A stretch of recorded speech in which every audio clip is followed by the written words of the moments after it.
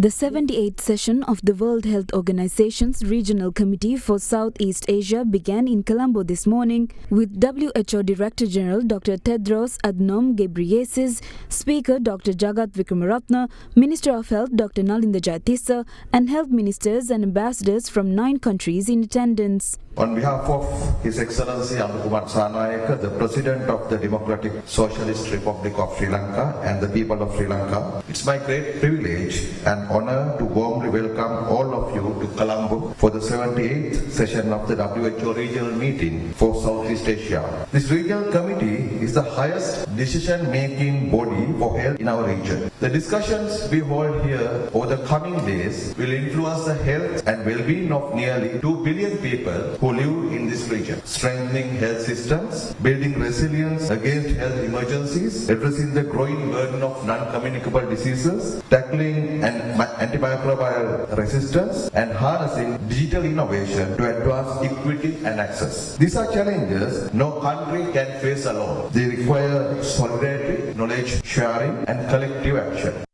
The Health Minister, Secretary to the Ministry of Health Dr. Anil Jayasinghe and Director General of Health Services Dr. Asela Gunawardena presented the Sri Lankan publication on health to the invitees.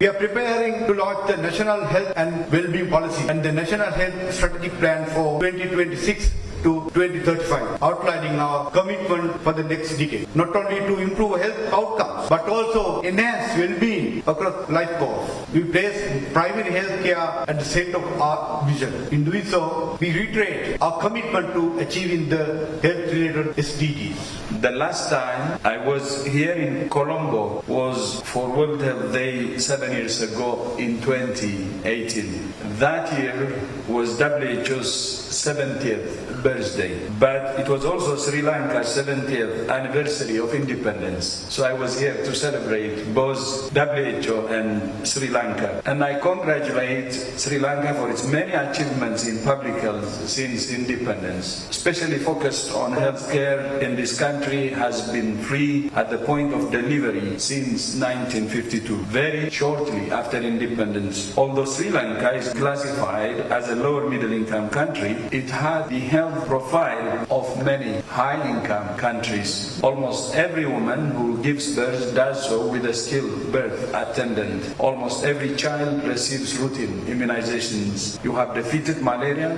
eliminated lymphatic filariasis, and maternal and neonatal tetanus. And Sri Lanka was the first country in Asia to ratify the WHO Framework Convention on Tobacco Control, and also the first to fully implement the framework. I recognize that this is an uncertain time for the region. As you all know, these are difficult times for the World Health Organization and our staff as we go through a process of downsizing and restructuring. We have been through a painful process of saying goodbye to a large number of colleagues. These are people who have served the world in many ways and do not deserve to be treated this way. Nevertheless, I see this crisis as an opportunity, and I'm confident WHO will emerge sharper, more focused on its core mandate, and more independent.